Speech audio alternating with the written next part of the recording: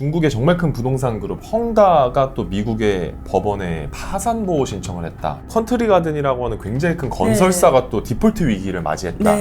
중국 상황이 생각보다 심상치 않은 것 같아요. 그러면 중국발 금융 위기가 또 우리나라에 올 수 있는지. 지금 거의 대부분 도시가 50% 정도 떨어졌어요. 근데 어떤 한 60, 70% 떨어져요. 집을 사겠어요? 안 사죠. 플러스 이런 위기가 터지니까 더 사겠어요? 더 안 사죠. 부동산 경제는 사실 정부에서 어떻게 할 수 있는 좀 범위를 좀 벗어난 케이스라고 보시면 될 것 같아요. 한국 입장에서 보면 정부 당국, 기업 그리고 우리 투자자들이 똑같이 봐야 되는 거예요. 더 충격 커요. 우선으로.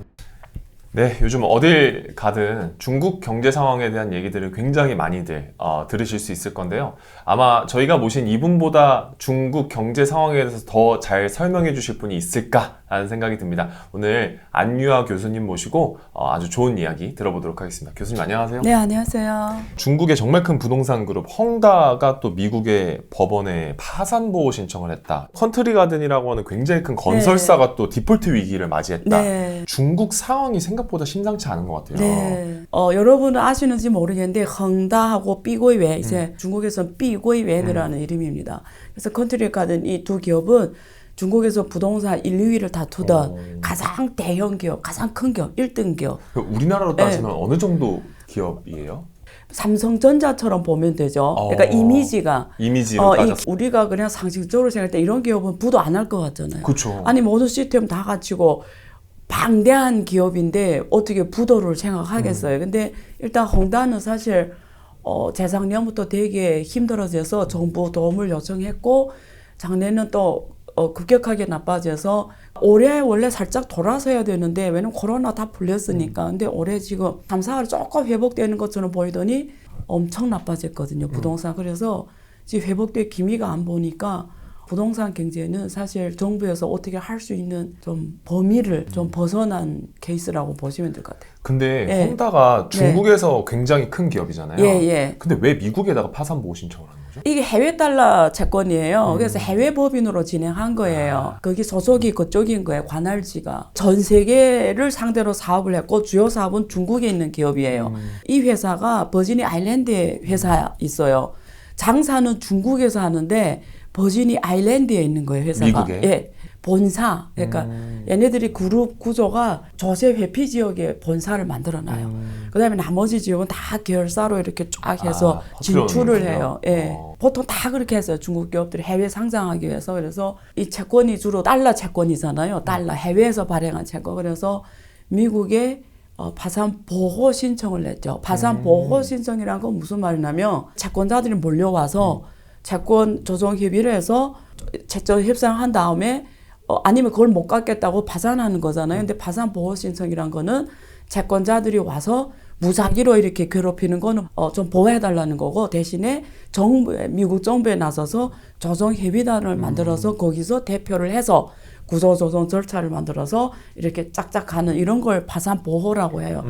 소위 말해서 이제 미국 채권단들이 이 빚을 달라고 하기 전에 미국한테 파산 보호 신청을 해놓으면 어쨌든 구조조정 기간 동안 자산을 지킬 수 있으니까. 그러니까 쫓기지 않으니까. 계획대로 이렇게 할 수 있고 좀 대화가 되는 거죠. 그런데 이 채권자 저거 막 달려와서 막 이러면 이게 될 일도 안 되잖아요. 조정이 안 되니까. 누군가가 나와서 조정을 해줘야 되는 거죠. 그걸 이제 미국 조정자를 미국 정부로 지금 미국 법원, 법원으로 놔두고 있는 거군요. 미국 정부도 지금 난처하게 된 거죠. 왜 그러냐면 이게 중국에서 사업이 이루어지다 보니까 중국 정부하고 협력이 일어나야 되는 거고 또 중국 가서 조사를 해야 되는 부분이고 뭐 어쨌든 이렇게 중국하고 또 부가피하게 이게 왔다 갔다 해야 되는 게 있으니까 난처하게 된 상황입니다. 근데 헝다 같은 경우에는 파산하고 싶은데 정부 눈치 보여서 못하는 부분이 더 컸어요. 또 정부도 그걸 감당이 안 되는 거예요. 이 큰 기업이 파산하면 연쇄적으로 기업 담보가 엄청 들어가고 어음담보 뭐 이게 파산했다 걔네 국가에서 또 어떤 상황이 올지 예상도 안 되고 해서 헝다는 지금 미국 정부가 나서서 좀 조정단을 만들어서 대신에 이거 좀 정리해 줬으면 좋겠다라는 게 더 커요. 컨트리 같은 경우에는 더 커요. 영향력이 헝다보다. 왜냐면 얘네는 지금 짓고 있는 건물이 3, 4천 개 넘어요. 그리고 영향력이 한 50만 인구하고 관련돼요. 부담이 더 크죠. 이 큰 기업이 지금 막 짓고 있는데 얘는 작년까지 괜찮았거든요. 근데 올해 급격하게 매출이 줄어들면서 달러 채권을 갚지 못해 지금 30일까지 유예 기간인데 문제는 막 짓고 있는 게 올라 못 간 상황에서 지금 이 상황이 터졌으니까 못 질 경우에는 거기에 그 입주자들이 있잖아요. 그렇죠. 분양받은 수 사람들이 분양자들. 예, 죽은 뻐져 넣으라고 해서 이미 분양 대금을 다 내고 그다음에 나머지 잔금은 은행 대출을 통해서 계속 그렇죠. 내는 이 사람들이 집을 못 받게 된 거예요. 그래서 정부에서 야, 다 지어라. 그러니까 파산시키면 안 되는 거예요. 파산시킨다는 게 뭐죠? 모든 의미에서 벗어나는 거예요. 법인을 파산시키는 거니까 그건 법격체니까 그래서 관련된 사람이 500만 명이라 하고 정확하게는 알 수는 없지만 많은 사람들하고 연관되기 때문에 또 사회 안정에 이르게 해서 지금 비거와는 굉장히 일찍 봐야죠. 이게 어느 정도 수준으로 안 좋은 건지가 좀 궁금하거든요. 부동산이란 건 공급자 있고 수요자가 있잖아요. 이렇게 시장이 돈이 돌아야 되거든요. 그러니까 이게 안 좋다라는 건 어떤 뜻이냐면 한두 기업이 안 좋은 게 아니고 시장 전체 기업이 지금 다 안 좋다라는 거예요. 다 엮여 있으니까. 예, 왜 그러냐면 워낙 지금 중국 사람들이 소비를 안 해요. 코로나 때문에 너무 타격 많이 받았고 전체 거시경제 아니까 소득도 잘 안 들어오고 일자리도 잘 없고 실업률도 높고 이런 상황에서 현금 흐름이 잘 안 들어오는 상황에서 집을 사겠어요? 안 사죠. 플러스 이런 위기가 터지니까 더 사겠어요? 더 안 사죠. 지금 거의 대부분 도시가 50% 정도 떨어졌어요. 근데 어떤 막 60, 70% 떨어져요. 그래 보통 사람의 심리는 옛날 가격을 알기 때문에 산다고.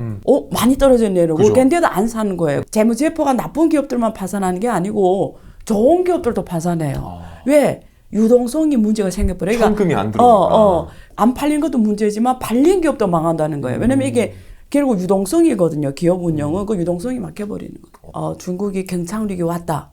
우리말로 더 쉽게 하면은 중국이 위기가 옛날에 한국 외환 위기 왔던 것처럼 위기가 터졌다. 이러면 중국 국민들, 중국 내에 있는 기업인들은 힘들겠지만 그보다도 중국에 수출하는 국가와 지역 혹은 중국하고 무역 거래를 하는 기업들이 더 먼저 힘들어져요.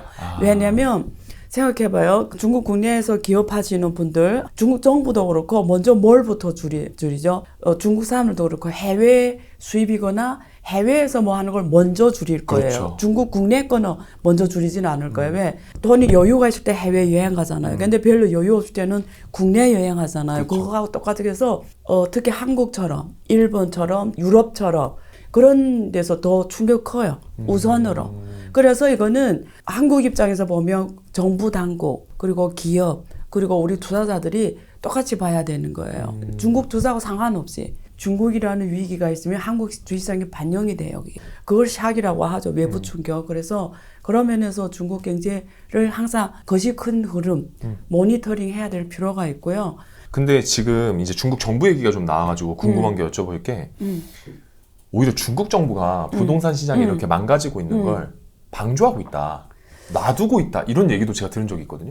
그래서 그런 거 하긴 했어요. 단기 금리를 LPR 그러니까 우대 금리 이런 걸 지금 단기 금리 낮추고 하는데도 5년 금리는 안 내렸어요. 5년 금리를 단기만 내렸어요. 장기 금리, 예, 장기 금리는 그냥 유지고 네. 그걸 뭘 뜻하냐? 단기 금리를 내린다는 거는 지금 들어오는 기업들한테 싸게 준다라는 거예요. 이렇게 되면 어떻게 되냐면 은행 입장에서는 단기 금리는 떨어지면 은행은 돈 적게 벌잖아요. 그렇죠. 금리를 낮게 하니까. 근데 은행은 이익을 창출해야 되는 주체잖아요. 은행에 내가 의사결정권자면 직원들한테 무슨 명령할까요? 야, 될수록이면 대출할 때 장기 금리로 해줘. 장기 대출만 해줘. 금액이 총 요만한 한도라고 할 때 요만큼 단기로 해주고 나머지는 다 장기래. 이런 인센티브가 생겨버리죠. 중국 인민은행에 유도하는 거는 뭐냐면 장기 대출로 보내라 이거예요. 그게 뭐 어떤 효과 있죠? 지금 단기 대출이 바로 지금 이자 못 내서 막 부도 위기 오잖아요. 근데 대출 금리 구조가 다 장기로 가버리면 어떻게 하죠? 좀 연착륙이 가능해지죠. 이 전체 대출 구조가 좀 기간이 생기는 거지. 그래도 이제 유예 기간이 생기죠. 그래서 이걸 중국에서 뭐라고 하냐면 이 시간 황콩젠이라고 해서 시간으로 공간을 만들어낸다는 뜻이에요. 시간 끌기로 예, 조금 여유를 만들어내는 그 뜻이거든요. 그래서 제 구조가 장기로 가면 국가 부담이 좀 줄어드는 거고 두 번째 또 어떤 메시지로 읽힐 수 있냐면 중국 지방정부가 자기 경제를 자기 자치구역 내 경제를 지방정부가 해요. 근데 지방정부가 정부다 보니까 은행에서 대출 이런 거 못 하잖아요. 그래서 지방도시 플랫폼 공사를 만들었어요. 중국말로 도시건설공사라고 해요. 그래서 그 법인을 통해서 은행 가서 대출해서 길도 닦고 공원도 조성하고 뭐 이런 인프라 사업을 해요. 근데 얘네들이 지금 부채가 방대해가지고 너무 커서. 지금 중국 정부가 발표한 것만 해도 30조 넘어요. 근데 중국 GDP가 지금 120조 정도 된단 말이에요. 그러니까 지금 거기에서 나온 이자매도 지방 정부가 하면서 지금 돈만 풀면 다 그냥 이자 갚는 데 쓰다 보니까 경제 발전시킬 여력이 없는 거예요. 보통 도시 이런 플랫폼 투자나 도시 인프라 구성은 다 장기잖아요. 장기 금리를 안 내렸다라는 거는 이 지방 정부채를 해결하는데 오히려 중점이 있다. 부동산보다도. 부동산 어떻게 할 수 없는 게 지금 이거 보이잖아요. 사람들 안 사주는데 정부가 나서서 사 이럴 수는 없잖아요. 말해서 답이 안 나오니까. 안 나오니까. 네. 근데 지방 정부는 무너지면 안 되잖아요. 되니까. 그러니까 지금 중점이 지방 정부 플랫폼 회사들이 부채 부담을 덜어주는 데 있다. 이렇게 읽히면. 그러니까 중국이 지금 1990년대 이후로 예. 부동산을 통해서 굉장히 성장을 많이 한 네. 나라 중에 하나잖아요. 근데 이제 부동산이 붕괴가 일어나면서 네. 중국 정부는 그럼 부동산 다음으로 네. 어떤 국가적으로 사업에 이렇게 투자하기 위해서 부동산을 조금 뒷전으로 밀어두는 이런 전략도 세우는 건가요? 중국 부동산이 왜 이렇게 왔는지 알면 미래에 어떻게 갈지를 알고 오히려 또 한국에서 부동산 투자를 하는 분들은 이걸 참조를 할 수 있어요. 이 논리를. 부동산은 중국이 생산 과잉 문제를 해결하는 대안처로서 도시화를 추진했어요. 91년에 중국이 사회주의 시장 경제를 들어갔고 자본주의 요소를 도입한 거예요. 우리말로 쉽게 말하면 물건을 원래 국유 기업만 만들었어요. 정부. 나라가 예, 전체 국가가 지금 북한이 그래요. 전체 나라가 하나의 기업만 있는 거하고 똑같아요. 전체 국가가. 그것처럼 중국도 그랬다가 야 너네 개개인이 하고 싶으면 기업을 다 해. 누구나 다 하게 된 거예요. 이게 뭐 똑같은 물건을 수없이 만들어내는 거예요. 뭐 박 씨도 왕 씨도 만들어내고 뭐 다른 씨도 만들어내서 뭐 어떤 일이 일어나냐면 과잉이 일어났죠. 너무 많아지죠. 예, 중국이 처음으로 과잉한 게 96년, 97년 그러다 외환위기 터집니다. 그러면서 전 세계 경제가 시작 다운하면서 중국도 똑같이 그때 국유기업이 다 부도날 뻔했어요. 이게 경제가 어떻게 돌아가는 거예요. 그때 처음으로 중국이 이렇게 큰 사기 왔어요. 그래서 주룽지 총리가 당시에 야 물건이 지금 재고에 있는 거잖아. 지금 돈이 안 도는 거죠. 다 돈이잖아. 돈 안 도는 거잖아. 그러면 그걸 사게 해야지. 그럼 누굴 사게 할까? 안 사던 사람을 사게 해야지. 왜 원래 사던 사람 안 사니까. 그러면 누구냐? 농촌 사람들 사게 하고 해외 사람들을 중국 물건 사게 하면 되잖아. 그거 수출이에요. 수출이죠. 예. 농촌 사람들 사게 한다는 건 뭐죠? 도시화를 한다는 뜻이에요. 농촌 사람 도시화 생활을 하게 하는 거죠. 그럼 다 사야 되잖아. 중국이 도시화를 시작합니다. 그게 98년부터예요. 그래서 부동산은 원래 개인이 투자하거나 짓게 못했어요. 근데 98년에 부동산을 풉니다. 이제 맘대로 해. 그래서 중국 부동산 시장이 98년부터 만들어져요. 본격 성장해요. 그래서 부동산이 공급이 딸리던 시대니까 짓기만 하면 팔리고 안 좋은 살다가 좋은 건물을 사니까 이게 또 팔리고 이래서 부동산 가격이 땅 가격부터 시작해서 하늘을 치고 올라가기 시작해요. 계속. 그 전에 투자했던 사람들이 돈을 엄청 번 거야. 그럼 그게 알려질 거 아니에요. 그러니까 또 들어와 누가 또 엄청 벌어서 또 들어와서 사람들 계속 부동산으로 돈만 버니까 이게 부동산 투자 불패 신화가 만들어졌죠. 그러니까 전 국민 기업 원래 기업이 가방 만드던 기업이 자기 가방 산업에서 마진이 뭐 10%밖에 못 먹어요. 근데 부동산에 투자했더니 막 10배씩 먹어. 막 100%, 네. 200%씩 막. 한국 기업들 있잖아요. 거기 미래에셋, 그 다음에 저기 삼성전자 했는데 다 중국 가서 부동산 돈 어마어마하게 벌었어요. 그때 들어갔던 사람, 기업, 투자했던 거 다 돈 어마어마하게 번 거예요. 본업을 조금 하고 중국의 모든 산업 기업들이 다 부동산은 필수. 그래서 가서 땅을 다 확보하는 거예요. 그냥 기업만 있으면 땅을 확보해서 건물 짓고 분양하고 자기네 일부 수 이런 게 쫙 온 거예요. 그러니까 지금 중국이 남아도는 부동산 있잖아요. 아파트가 앞으로 10년 팔아야 지금 다 소진이 될 상황. 너무 많아서. 네, 중국은 미래 10년을 땡겼었다는 얘기예요. 미래 10년을 빚으로 땡겨서 쓴 거네요. 다 땡겨서 발전다시키 모든 자원을 동원해서 모든 걸 다 소진하니까 앞으로는 갚을 일만 남은 거죠. 네, 그러니까 그래서 제가 중국 GDP를 시멘트 GDP라고 늘 표현하는 이유가 부동산이 왜 경제를 성장할 때 빨리 역할을 하냐면 집을 사면 그 안에 들어가는 거 다 사잖아요. 부동산 지으려면 철근이 필요하고 뭐 이런 게 중공업 그렇죠, 기계 필요하니까 그것도 발전하고 또 내가 그거 들어갔잖아요. 아파트에. 그럼 내 들어가 뭐 TV도 사고 가전, 가구, 다 사. 인테리어 그러니까 다 해야 되니까. 부동산 산업은 모든 산업을 이끌어갈 수 있는 주도 산업으로서 큰 역할을 한 거죠. 근데 이게 중국이 정부도 어쨌든 간에 와 이게 공급 과잉이 너무 심하게 되겠다 이걸 인지를 했을 했어요. 거 아니에요? 그게 언제 했냐면 2010년부터 이미 했어요. 그리고 미국이 무너지는 거 봤잖아요. 미국이 모기지 위기 왔잖아요. 그렇죠, 2008년에. 예, 모기 됐죠. 그래서 딱 보면서 중국은 사실 2010년 이후로 구조조정 하려고 했어요. 계속 시도를 했어요. 근데 하면은 막 경착륙 위기 오는 거예요. 그 사람이 원래 요거 먹고 살다가 갑자기 이거 죽여버리면 어떻게 돼? 다 같이 죽는 거죠. 예, 그래서 13년에 한번 망할 뻔했어요. 그래서 막 하루 금리가 막 13% 넘어간 적도 있고 또 정부에 손 놓는 거예요. 확 딱 놀라가지고 그러니까 또 한 번 손댑니다. 그게 2016년 또 샀는데 또 똑같은 경제가 확 위축돼 버리고 왜냐면 그게 모든 경제의 중심에 있는데 우리가 척추가 사람을 지지하는데 척추를 대면 어떻게 돼? 척추가 무너지면 죽잖아요. 그렇죠. 사람 그거와 똑같은 그래서 또 포기해요. 그러다가 2018년에 강하게 된 거예요. 그게 세 가지 레드라인이라고 해서 자기 자본 충족 비율부터 시작해서 그다음 은행 보고 뭐 대출을 대출을 하지 말라 투기 아니다 이러면서 2018년에 강하게 됩니다. 돈이 계속 부동산 묶여 있으니까 다 첨단 산업으로 구조 조정이 안 되는 거예요. 그래서 2018년에 딱 마음 먹고 손 딱 댔는데 설상가상으로 코로나 터졌죠.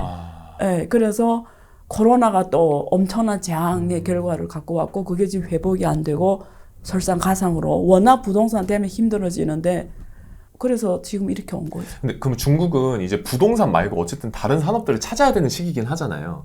그러면 이제 중국이 조금 더 관심을 가지는 어떤 새로운 산업들이 어떤 게 있을까요? 제가 지난주에도 중국 갔다 왔는데 현장에서 볼 수 있는 게 친환경 개념의 산업들이에요. 친환경. 네, 신재생 에너지, 뭐 배터리, 전기자동차, 에너지 저장 장치 그리고 코로나를 겪으면서 건강에 대한 관심이 또 중국은 60세 이상 인구가 2억 6,700만 명이에요.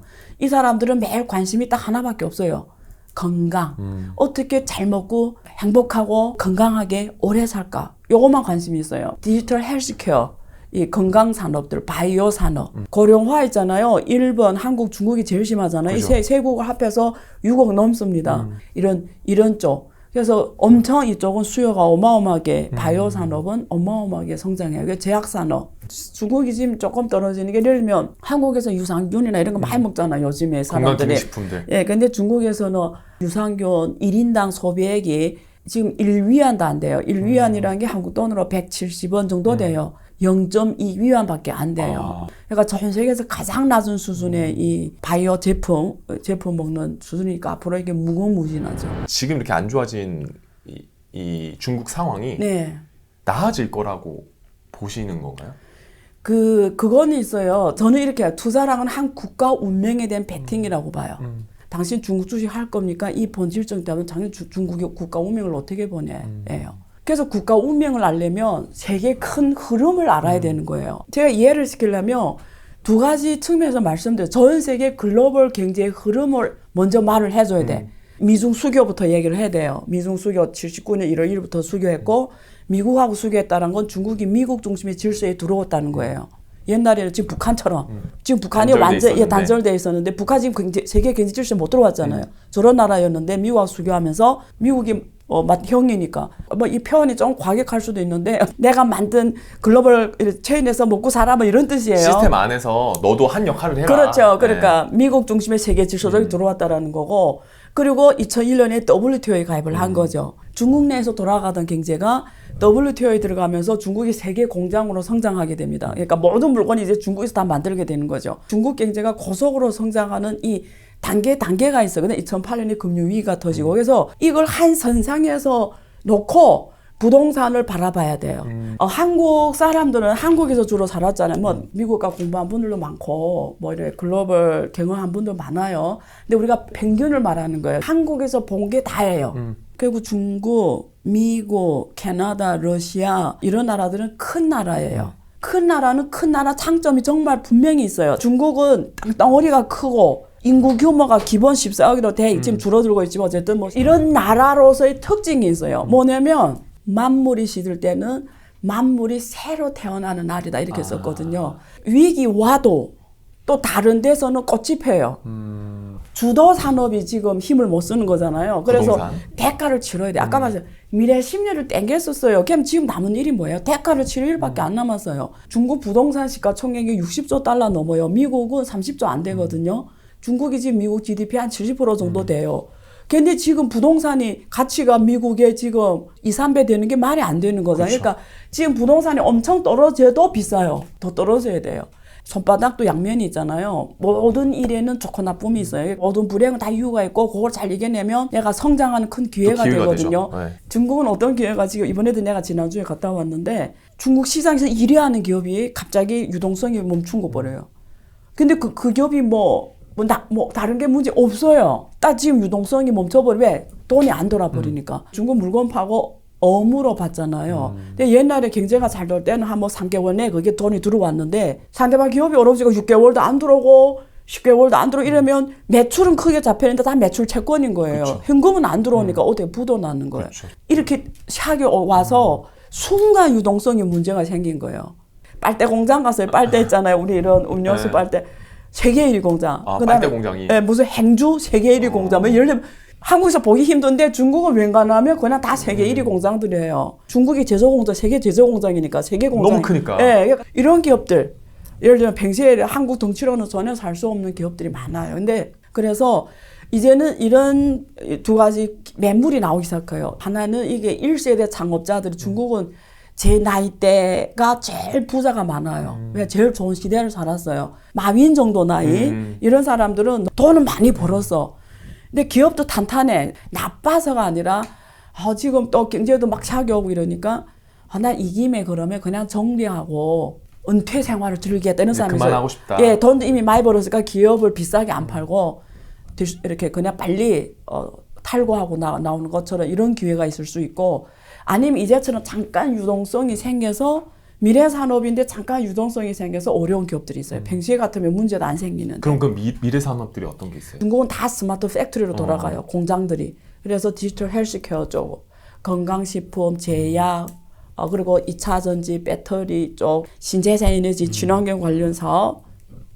그다음에 전기 자동차는 워낙 지금 핫하고 잘 되고 있고 충전기 사업 이런 것들. 미래 자율주행 자동차에 우리가 메타버스 시대라고 표현할 수도 있어요. 이런 시대에 필요한 들어가는 이런 산업들 있잖아요. 중국은 특히 빨라요. 또 이게 다른 나라에 비해서 이쪽이 또 특히 빨라요. AI도 엄청 잘하잖아. 중국이 AI. 자물 인터넷 AI 다 같은 영역이에요. 그리고 또 이게 스마트 팩토리 다 같이 가는 개념이고 그래서 이렇게 가는 거죠.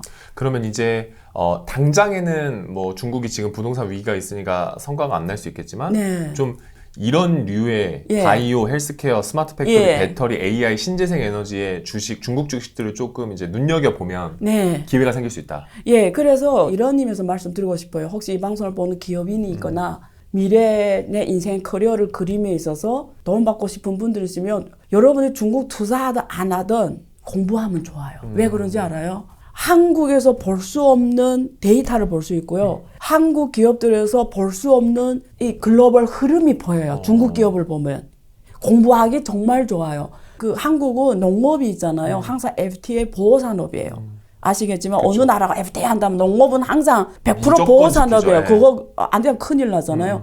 근데 중국은 그런 게 없어요. 그래서 농업이 정말 현대화로 가버렸어요. 스마트폰 하나로 돼지도 키우고 소도 키우고 몇만 평의 농사도 할 수 있고 드론으로 하고. 예, 네. 다 스마트 핸드폰 하나로 해요, 농사를. 요 옥수수에 들어가는 수분 몇 프로, 단백질 몇 프로 이런 거 있잖아요.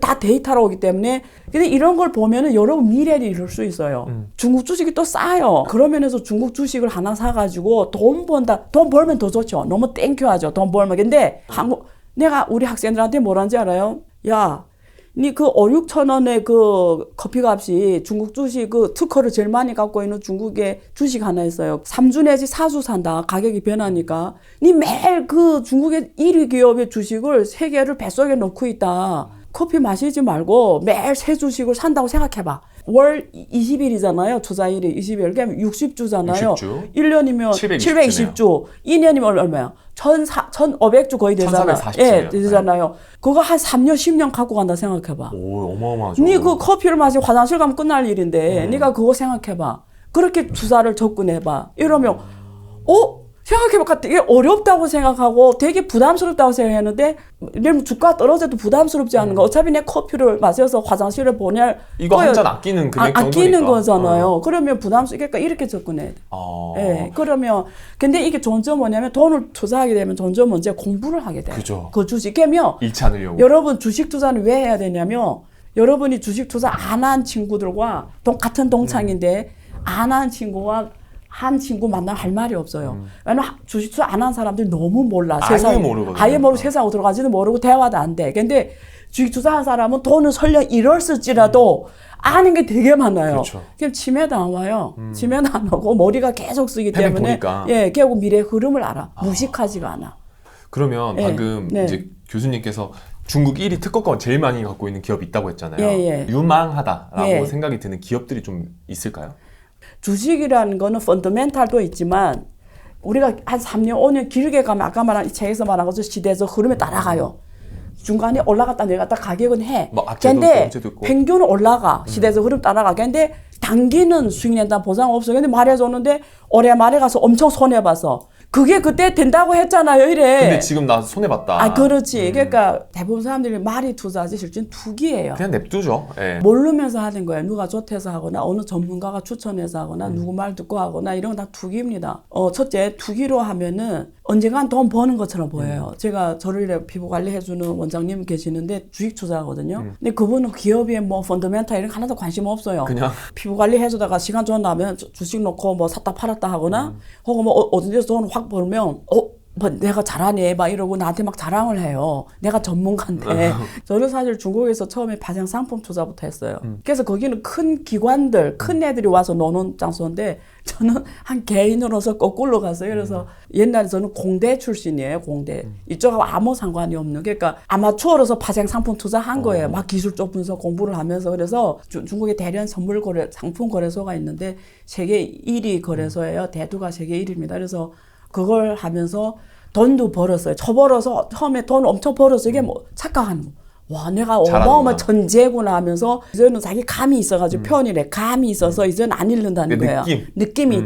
그게 보통 초보자들이 하는 말이에요. 논리는 없고 예, 느낌만 있는. 그거 알려줄게요. 누구나 다 그 초보 단계 겪는 거예요. 근데 누구나 다 그 단계를 겪는데 그렇게 번 돈들이 있잖아요. 어느 한순간에 다 잃어버려요. 마지막에 집이 하나 날아날 정도로 잃었어요. 그리고 그만둬요, 그러면. 그 정도 돼야 돼. 그만둬. 끝내. 그 과거에 예를 들면 한 1, 2년을 그렇게 했다고 칩시다. 1년에 운이 좋아가지고 돈 벌었어요. 조금. 어떤 건 또 많이 벌고. 그 합해서 1, 2년에 수익이 뭐 예를 들면 한 2억, 3억 났다고 칩시다. 제가 장담하는데 어느 순간에 그 2, 3억 다 잃어요. 그것만 잃으면 오케이. 그래도 平타잖아요. 근데 더 잃어요. 잃었죠. 왜 더 잃는지 알려줄게요. 내가 원래 2, 3억 벌었던 사람인데 잃었잖아요. 사람 심리가 어떻게 되냐면 그게 내 건데 잃어버리니까 회복하는 마음에 무리하기 시작해. 빚을 내기 시작하고. 빚도 내고 그거 어떻게 하나 물고 넘어지는 거예요. 뭔지 알죠? 떨어지는데 팔아야 되는데 안 팔아. 안 팔죠. 계속 기다리든지 돈을 더 넣던지. 이게 대부분 사람들의 패턴이에요. 그쵸. 한국 주식 투자, 미국 주식 투자, 중국 주식 투자 이야기 질문하는데 자기 나라 주식 투자는 자기 홈에 집에서 하는 거니까 잘할 것 같죠? 아니에요. 그래서 이 책에 그거 썼어요. 사람들이 왜 자기 익숙한 것에만 투자하냐. 그 심리거든요. 자기 패턴이 못 벗어나는 거예요. 여기서 해야 내가 잘한다고 생각해. 아니거든요.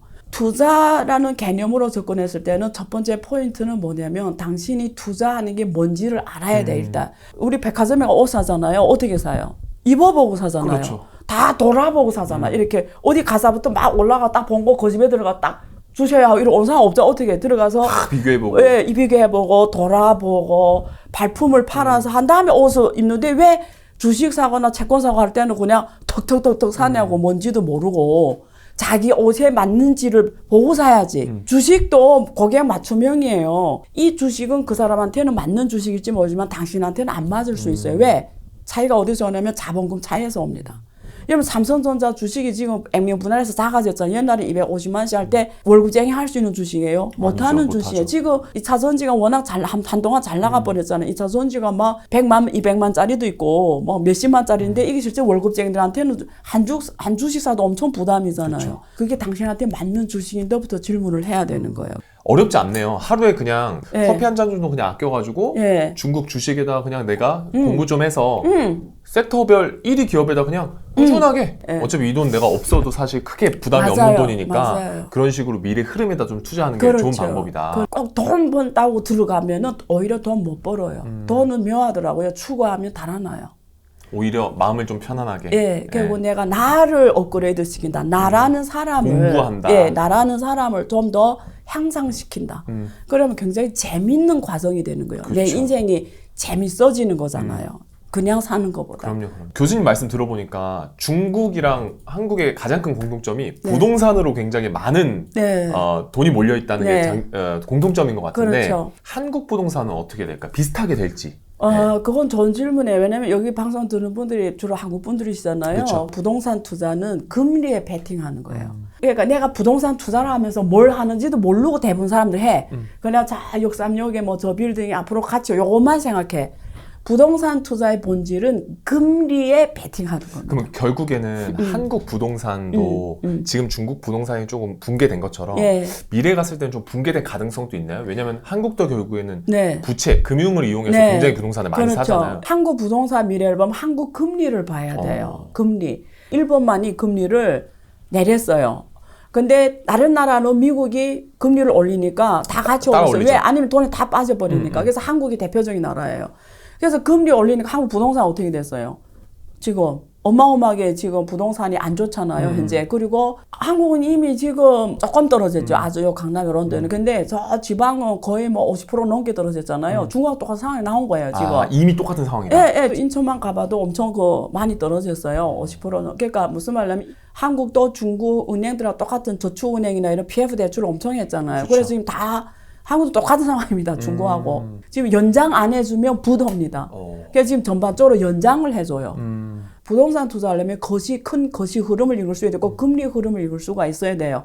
자, 그럼 누군가는 이런 질문해요. 내년에 미국도 금리 내릴 수도 있고 앞으로는 금리 내릴 일만 남았는데 그러면 좀 좋아지는 거 아니에요? 맞아요. 지금에 비해서는 좋아질 수도 있어요. 근데 어느 시점하고 비교는 문제예요. 올해보단 좋아질 수는 있어요. 근데 비교적. 예, 비교적. 근데 당신이 돈 번다는 보장은 없어요. 당신이 산 부동산이 오른다는 보장은 없어요. 그러니까 그다음부터 뭘 보냐면 부동산 시장의 구조 변화를 봐야 되는 거예요.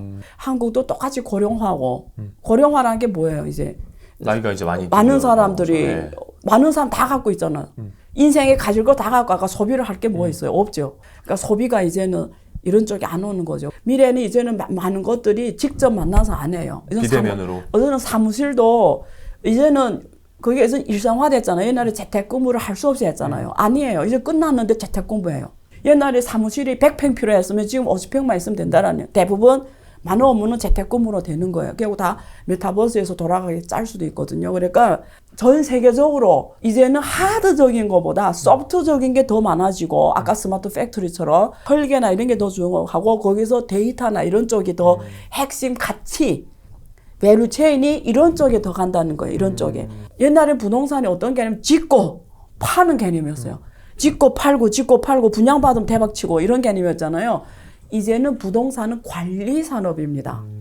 그럼 일반 사람 뭐 알아들어요? 부동산이 왜 관리 산업이냐? 제가 예를 하나 들게요. 이제는 아파트가 있잖아요. 어떤 구조로 가냐면 예를 제 나이 때는 주방이 넓은 거 좋아해요. 그리고 거실을 또 넓고 이렇잖아요. 요즘에 MZ 시대 상대로 하죠. 요즘 이제 아파트는 주방이 안 넓어요. 방이 넓죠. 예. 네. 왜 그러냐? 집에서 음식을 별로 안 한다는 그냥 그 아파트를 설계할 때부터 회사 식당처럼 생겨버리는 거예요. 커뮤니티. 예, 커뮤니티 이런 걸로 가는 거예요. 그럼 이게 뭐냐면 부동산 사업하고 하는 사람들 이제는 부동산 관리로 가야 되는 거예요. 중국 부동산이든 한국 부동산이든 뭔가 문제가 생기기 전에 네. 이게 탁 터지는 신호나 지표들을 교수님들이 보고 판단하시는 게 있으신가요? 우리가 일반적으로 부동산이 가격이 고평가냐 안 평가냐는 소득 수준 대비해서 보는 거거든요. 그 PIR이라고 하잖아요. P는 주택 가격을 말하고 I는 인컴. 그 R 레이시오 비율을 말해요. 그래서 중국 PR은 뭐 도시별로 다 다르지만 그 어떤 나라에 비해서 PR이 높아요. 그래서 어느 정도 돼요? 심천 일선 도시, 중국은 일선 도시라 대도시를 일선 도시는 40이 막 넘어가요. 그러면 무슨 말이냐? 46이다 이러면 내 46년 동안 내 모든 소득 일전 다 안 쓰고 모아야 집을 살 수 있다라는 거거든요. 근데 선진국은 보통 얼마나 10이 안 돼요. 저 유럽이나 이런 미국도 10이 안 되고 이렇거든요. 근데 중국은 40몇이라는 거는 어떤 데는 평생 소득으로도 집을 못 산다. 이러면 그런 가격은 유지 불가능하거든요. 보통 서울이 한 15 아래? 예, 비쌀 때는 뭐 17까지 간 적이 있어요. 근데 그러면 한 15년 노력해서 집을 하나 사는 개념이잖아요. 그럼 어떻게 인생을 좀 만들어 볼 수 있는데 이게 뭐 4, 50년 걸린다라는 거는 그 부동산 가격 유지 불가능하다는 거예요. 그러면 네. 보통 이제 PIR이 어느 정도 됐다. 그러면 부동산 거품이 꼈다고 판단을 해요. 그래서 보통은 국제 표준은 그게 코로나 이후가 좀 달리는데 코로나 이후에 너무 돈을 많이 벌어서 지금 다 전 세계가 다 올라가 버렸어요. 지금이라도 7에서 8 normal. 그러니까 7, 8 정도는 normal하다. 근데 10 넘어가면 지금부터 좀 비싸지기 시작한다. 그리고 15 넘어간다 이러면 정말 비싼 거죠. 그러면 중국은 지금 노멀 대비해서 5배 이상이. 중국은 어마어마하게 말도 안 되게 나오죠. 그리고 금리 봐도 그래요. 금리. 그러니까 또 뭘 보냐면 내가 월세를 놨는데 월세 수익률을 봐요. 근데 한국은 코로나 이전에는 정확해요. 코로나 이전에 있잖아요. 아무 부동산사도 6% 수익률을 냈어요. 부동산. 근데 지금은 그게 안 돼요. 왜냐면 6%라는 건 무슨 개념이냐면 내가 은행에 예금하면 요즘에 그 금리 너무 올려서 어떤 데는 막 5% 주는 데 있어요. 예금 금리가. 그죠. 저축은행 이런 데는. 그때는 없었어요. 그때는 뭐 그때 2, 3%였어요. 예금 금리가. 아시죠? 그 코로나 이전에는. 그죠. 은행에 예금에도 5%를 줘. 그렇죠. 부동산 수익률이 6%면 부동산 하겠어요? 안 하죠. 이런 거 봐야 되는 거죠. 그런 어떤 금리의 변화를 봐야 되는 거죠. 부동산이란 건 금리에 베팅한다고 제가 말했잖아요. 그 뜻이에요. 그래서 항상 투자자 입장에서는 내가 그 부동산 투자했을 때 수익률을 계산을 해봐야 되는 거예요. 그 수익률을 월세로 준다고 했을 때 지금 어느 정도 줄 수 있는지 그냥 다 바로 안 나와요. 부동산 투자를 노후 대비책으로도 많이들 생각하신단 맞아요. 말이죠. 예. 여전히 부동산이 노후 대비를 위한 좋은 투자처가 될 수 있을까요? 우리 시청자분들을 빗대었을 때. 사실 몇 년 전에 틱톡에 투자할 수 있는 기회가 있었어요. 근데 그때 틱톡 지금 다 성공해서 다 알잖아. 초창기 때 일이에요. 그래서 나 틱톡이 된다고 생각한 거예요. 그래서 그때 제가 여기 어마어마한 좀 재산가 있었어요. 좀 투자하라고 권유한 적이 있어요. 왜냐면 저도 하고 같이 하자고. 그때 틱톡 쪽에서 파이낸싱 할 때예요. 그래서 근데 제가 그때 배역을 느꼈어요. 이게 한국 사람들도 돈이 어마어마하게 있는 분들이 부동산으로 성공했어요. 그러니까 무조건 부동산이군요. 네, 그래서 제 이 책에 말한 것처럼 사람이 항상 자기 익숙한 데서 벌써 못 나요. 이 사람한테 아무리 미래 산업을 소개해도 안 들어가요. 이해는 해요. 이 사람이 자기 부동산에서 성공 경험을 계속 쌓아왔기 때문에 그거는 자기가 컨트롤 가능한 거야. 이 사람 보기에는 자기가 컨트롤 가능한 거야. 그러니까 부동산을 추천하면 막 관심 있게 보고 막 근데 거기를 딱 떠나면 안 통해요. 이제 바로 그냥 바로 관심 그냥 없다. 깨고 근데 그때 했으면 알죠. 틱톡이 성공을. 뭐 엄청난 성공이죠. 근데 그 사람 지금도 뭐 똑같은 자산 수준이니까 오히려 줄어들었죠. 이게 지금 전반적으로 시장이 죽으니까. 그래서 내가 그때 뭘 느꼈는지 알아요? 한국 부자나 중국 부자가 정말 비슷하다. 다 부동산 부자거든요. 부동산 부자들은 거기서 못 벗어나요. 근데 부동산은 이렇게 저는 봐요. 그냥 우리 평범한 사람들 입장에서 보면 자기 살 집은 있어야 돼요. 내 인생이 안착이 돼야 되는데 떠돌리면 안 되잖아요. 월세를 사면 점점은 있어요. 12억짜리가 월세 150만 이러면 월세로 사는 게 좋아요. 이득인 거죠. 예, 이득인 거죠. 싸면. 결국 월세로 사면 좋은 집에 계속 살 수 있잖아요. 새 집에. 2년에 한 번씩 이사 다니면서. 자, 그 다음부터 나머지 돈을 어떻게 굴리냐의 문제인데, 여기서 제가 언급했지만, 미국 데이터로 제가 이 책에서 언급했지만, 한 100년의 그 흐름을 봤어요. 100년의 흐름을 봤더니, 모든 자산을 다 포함해서 1등한 건 주식이었어요. 결국에는. 네, 주식이었어요. 근데 뭐 단타로 하는 사람들 있잖아. 그거는 다 해당이 안 돼요. 내가 투자의 개념에서 길게 쭉 간댔을 때는 주식이 주는 수익이 훨씬 높다 이거. 그래서 이게 참 그런 것 같아요. 부동산에 돈을 오랫동안 묶어놓는 건 그렇게 리스키하다고 생각을 안 하시는데 네. 주식에다 맞아. 돈을 길게 묻어놓는 건 되게 잃을 수도 있다는 두려움 때문에. 몰라서 그래. 네, 그렇죠. 사람이 그게 있어요. 여러분. 자기 인생에 대해서 믿음이 있는 사람은 흔들리지가 않아요. 우울증이 안 와요. 주식도 똑같아요. 그렇죠. 자기 투자한 주식에 믿음이 있으면 풍파가 와도 뭐 샥이 와도 흔들리지 않아요. 인생도 투자도 믿음입니다. 믿음이 있을 때 내가 흔들리지 않아요. 안정적인 집 한 채가 있다면 이제는 조금 미래를 대비해서 그렇죠. 주식으로 좀 돌려볼 필요가 있다. 이 더 플로라는 책을 내셨습니다. 네. 교수님께서 책을 내셨는데 예. 이 책을 관통하는 메시지가 예. 시대의 운명을 내다본 사람이 불을 거머쥔다인 것 같거든요. 맞아요. 예. 왜 이름이 더 플로인지 알아요? 한 개인의 운명은 시대적 운명을 못 이깁니다. 한 기업의 운명도 시대적 운명을 못 이겨요. 한 국가의 운명도 시대적 운명을 못 이겨요. 큰 시대적 흐름을 그려야 되는 거예요. 그 속에서 중국 국가 운명, 한국 국가 운명, 미국 국가 운명 이거 보고 우리가 이거 톱다운 방식으로 해요. 거시를 보고 그 다음에 산업을 봐요. 섹터. 그 다음에 미시를 종목이거든요. 보고. 미국의 데이터로 보면은 성공한 펀드 매니저들 조사를 해봤더니 수익의 80%는 섹터에서 옵니다.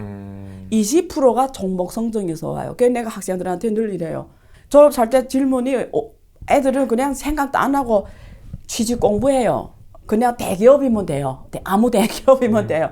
네, 그래서 그렇게 하지 말고 자 미래 산업이 뭔지를 먼저 봐라. 왜? 너는 젊잖아. 네 운명은 10년, 20년 뒤에 있는데 몇십 년 뒤. 지금 잘 나가는 기업이 미래는 모른다. 그러니까 먼저 큰 산업을 어느 산업 갈지를 생각해라. 그 산업 미래면 그게 문지기 하더라도 해라. 내렸어요. 문지기 하더라도. 너는 그 산업에 가면은 사람이 많지 않기 때문에 또 미래적이기 때문에 세월이 흐를수록 너는 몸값이 더 올라가고 세월이 가면서 글로벌 이제가 될 거고 남이 사원 대리 달 때 너는 부장이 될 수 있고 상무가 될 수 있다. 그게 내 개인의 운명은 시대에서 운명을 타야 되는 거거든요. 그게 주식도 똑같습니다. 대학 졸업한年수가 93년도예요. 사회주의 시장 경제를 언제 했냐면 92년도에 합니다. 난 그때 내가 그때 하나 젊을 때니까 무슨 말인지 몰라서 여기서 중국 뭐 사회주의 시장 경제 뭐 헌법에 기록하는데 난 그게 내 인생을 바꾸는 일인지를 몰랐어요. 그래서 책을 이렇게 쓴 거예요. 그러니까 그때 지금처럼 알았으면 내가 아마 마윈이 돼도 두세 번 됐을 거예요. 알리바바를 창업해도 두세 번은 했을 무슨 거다. 말인지 알지? 그때 내가 93년에 해서 나는 잘 풀린 케이스예요. 나는 바로 대학에 교수로 갔고 조금 운이 좋은 게 좀 있었어요. 그래서 어쨌든 평생 이렇게 대학 교육을 한 거예요. 대학생들을 교육하고 지금까지 왔어요. 근데 그런 분이 계셨어요. 우리 반에도.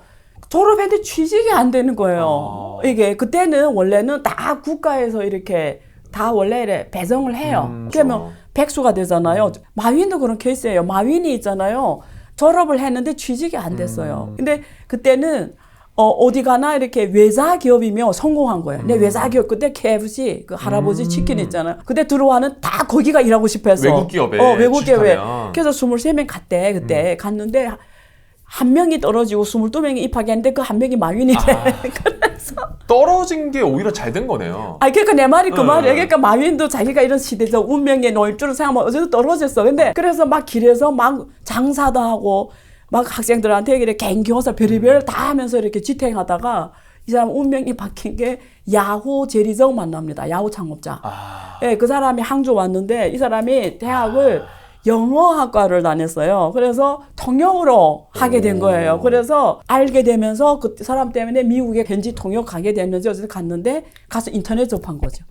그 인터넷 딱 보는 순간에 신세계구나. 이거 중국에서 하면 되겠다. 이렇게 생각한 거예요. 중국 와서 시작한 게 98년에 창업합니다. 13명이 자기네 같이. 그게 지금 돌이켜봤더니 제 동창들과 그때 안 풀린 사람들이 할 수 없이 뭐 해요, 그러면. 사회주의 시장 경제로 국가에서 한다란 말은 우리말로 하면 자본주의 요소를 도입한 거니까 네 기업 하겠으면 해, 이건 거예요. 맘대로 해. 그러니까 그때 잡을 못 찾았던 친구들이 창업을 한 거지.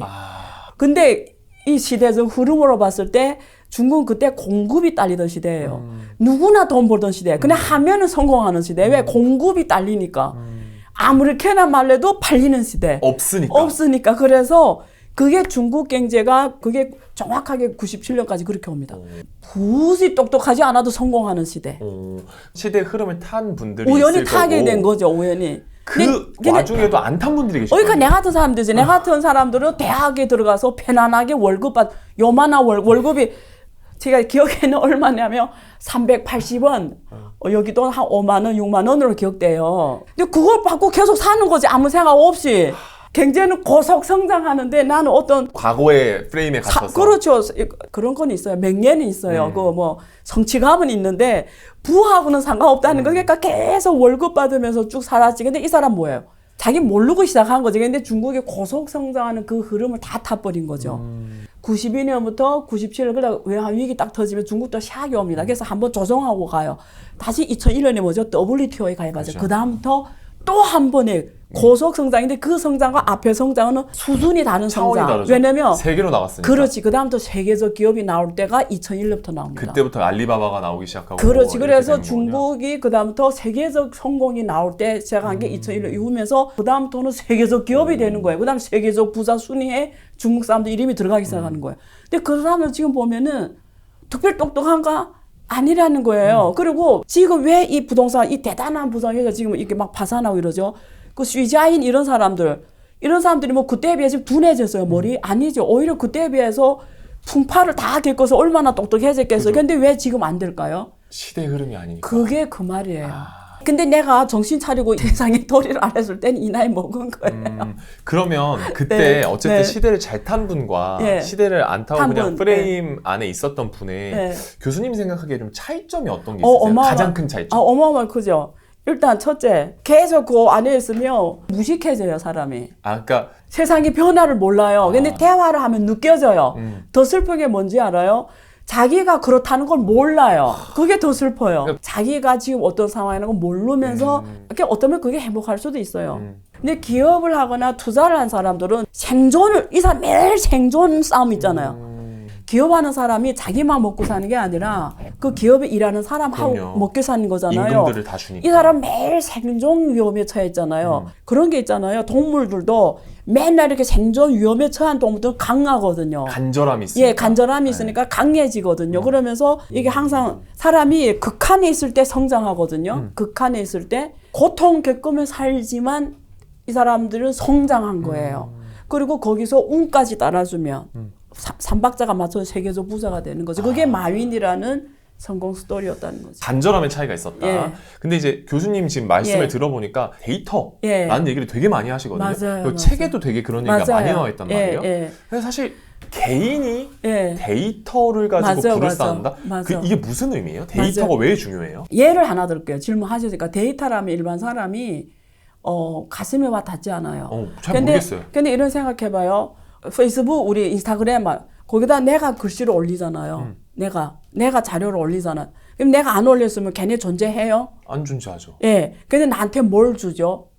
그러면 누군가 이래, 내 인스타그램이 인기 있어가지고, 뭐, 100만 명 뷰, 막 이래서 내가 사회적으로 인플루언서가 됐어. 그러면 인플루언서로 오는 베네핏은 있어요. 인플루언서가 되면 방송국에서 부르고 강연도 초청하면서 이런 현금 흐름이 창출이 돼. 책도 낼 수도 있고. 근데 내 질문은 그거 빼고, 당신이 거기서 했던 모든 노력이 100만 뷰가 들어오고 200만 뷰 들어오는 그 노력에 대해서 그 회사가 당신한테 준 게 뭐냐 이거예요. 회사가. 아무것도 안 줬다는 거지. 플랫폼을 줬죠. 거기다 올린 모든 데이터는 당신이 만든 그렇죠. 거잖아. 근데 당신 게 아니라고. 예를 들면 인스타그램 망했어요. 그러면 그게 다 없어지는 거예요. 없어지잖아요. 그죠. 근데 인스타그램 안 망한다는 보장이 있어요? 아니죠, 없죠. 없잖아요. 그러니까 내가 더 쉬운 예를 들게요. 지금 이 책을 샀잖아요. 이게 그래서 이게 지금 한 2만 정도 되는데 읽었어요. 근데 이 책이 너무 좋아. 예, 내 친구한테 줬어. 야, 니 이거 읽어라. 이래 줬어요. 이게 되잖아요. 근데 내가 전자책을 샀어요. 이북을 샀어요. 그러면 거기에 이렇게 그 소프트웨어가 있어야 되잖아요. 예를 들면 네이버 들어가 웹툰을 읽었다. 네이버 웹툰을 읽었는데 너무 좋은 거예요. 그래서 내 친구한테 내가 샀어. 구매 결제인데 그걸 내 친구한테 주고 싶어. 근데 못 줘요. 내가 그거 이렇게 넘겨줘도 그 친구가 거기서 회원이 되고 그 친구가 돈 내야 결국 그거 읽을 수 있어. 그냥 질문이 있어. 왜 내가 이런 하드 책을 샀을 때는 줄 수 있는데 왜 그거 전자책을 살 때는 못 주냐 이거지. 그게 말이 안 맞잖아. 보세요. 여러분 가서 이 책을 찾아보세요. 이 책 가격하고 전자책 가격이 같아요. 그럼 내 선택이잖아. 전자책 살지 이 책 살지는. 그렇죠. 그러면 왜 똑같은 책을 사는데 이거는 내가 누구한테 줄 수 있는데 이게 내 권리잖아요. 근데 왜 전자책 사면 주면 안 되죠? 그러네요. 이게 말이 안 맞잖아요. 왜 그러냐? 이거는 내 소유권이라는 게 확실하잖아. 나한테 왔잖아요. 이거 내 소유권이잖아. 이거 누가 뺏어 못 가잖아. 내 거잖아요. 그러니까 내가 줘도 되죠. 근데 인터넷에 올라온 블로그든지 모든 게 당신 소유권이 아닌 거예요. 당신이 했는데 당신 게 아닌 거예요. 그 회사 거군요. 예, 회사 사실 당신 건데 당신 거라는 게 인증이 안 된 거예요. 그러니까 이걸 이용해서 플랫폼이 그 데이터로 돈을 버는 거예요. 데이터는 내 건데 돈은 누가 벌지? 그 데이터를 활용해 누가 버냐면 플랫폼이 벌어가는 거예요. 기업이 벌어가는 근데 거군요. 질문. 그 사람들이 당신 데이터로 돈을 버는 권한이 왜 있냐고. 그 권한을 누가 줬죠? 그 권한을 누가 줬죠? 그 말이 안 맞잖아. 그러네요. 네, 그 권한을 누가 줬냐고. 그래서 페이스북에 저커버가 무슨 말인지 알아요? 이제는 데이터 권한을 개인한테 돌려줄 시대다 이렇게 이 말을 했어요. 이제는 돌려줘야 된다. 자기는 이런 걸 돈 벌었는데 사실 이게 맞지 않는 거거든요. 그래서 그게 무슨 인터넷 개념이냐. 우리 인터넷 웹 1.0, 웹 2.0, 웹 3.0 들었죠? 네. 핵심은 뭐냐면 데이터가 오리지널 belong to you.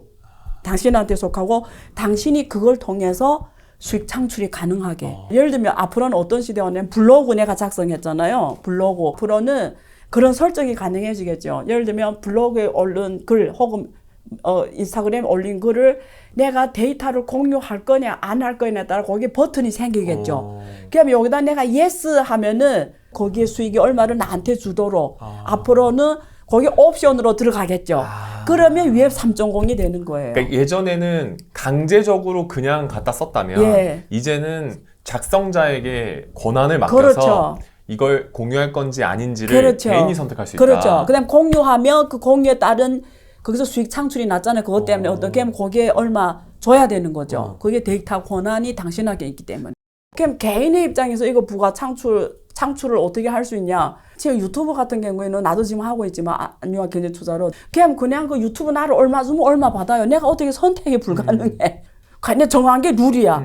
근데 앞으로는 그게 아닌 거죠. 어서 내 거기서 올린 유튜브 내용이 저작권이 왜 걔네한테만 있는 거야, 이거. 그렇죠. 내 거잖아, 이거. 그러면 여기다 올리고 저기다 올리는 내 마음이 돼야 되잖아요. 앞으로는 만약에 누가 창업한다.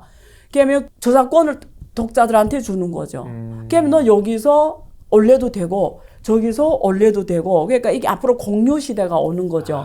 그래서 이제는 데이터를 내가 가지고 내가 선택하는 거예요. 자, 여기다 할 건지 여기다 할 건지 앞으로 수익 모델 짤 때 누가 이런 개념을 먼저 넣어주면 first take all 먼저 간자가 다 갖고 가는 거죠. 이 독자들을 혹은 이 사용자들을. 그래서 지금은 그런 시대가 오는 게 메타버스 시대예요, 사실. 웹 3.0이 아니라 공유의 시대. 그래서 예. NFT, 가상화폐 이런 맞아요. 것들이 엄청나게 뜨고 있는 거군요. 왜 그러냐면 NFT라는 게 이게 당신 내 거라는 거라는 거 걸 인증이니까. 도장 찍어주는 네. 거예요. 아까 인증이 안 되니까 아까 안 되는 거예요. 그러니까 플랫폼이 다 가져가는 거예요. 소송해는 안 돼요. 왜냐면 법에 가도 이게 당신 거라는 게 인증이 안 되는 거예요. 그래서 우리가 책 쓸 때 있잖아요. 블로그 글을 인용하자니까 그건 저작권이 안 걸려요. 왜 그게 없는 거예요. 내게 아니니까. 네, 권한이 없는 거예요. 그러면 이제 정리를 해보자면 네. 예전에는 내가 만든 창작물을 뭔가 인증할 게 없었어서 네. 이걸로 수익을 네. 창출해내기 힘들었다면 이제는 NFT든 뭐 가상화폐든 뭐든 인증을 찍어놓고 그 데이터를 판매를 하거나 그렇지. 그 데이터를 기업에 넘겨서 그렇지. 그걸로 괜히 돈을 벌 수 그렇죠. 있군요. 예. 좋습니다. 얘기 이제 아주 잘 들었고 예. 3부 마무리 질문까지 다 들었습니다. 네. 이제는 우리 교수님께서 마지막으로 월부 시청자분들에게 네. 마무리 인사해 주시면 되겠습니다. 여러분들이 저보다 대부분 어릴 거라고 봅니다. 그런데 제가 이렇게 살아보니까 무식하게 산 세월이 너무 안타깝더라고요. 그래서 우리가 알고 모르는 안 하는 거랑 알고 하는 건 다릅니다. 근데 모르는 거는 용서할 수 없는 거예요. 억울하죠. 예, 네. 왜냐면 세상이 이렇게 좋은데, 세상이 이렇게 좋은데 나한테 좀 여유를 주고 책도 읽고 방송도 보고 그리고 논리를 자기 스토리를 만들면 그 길에 쌓이다 보면 남들하고 100% 다른 인생이 펼쳐질 겁니다. 그리고 시간도 절약되고요. 그래서 오늘 방송이 도움이 되면 좋겠고요. 또 기회 되면 다시 보도록 하겠습니다.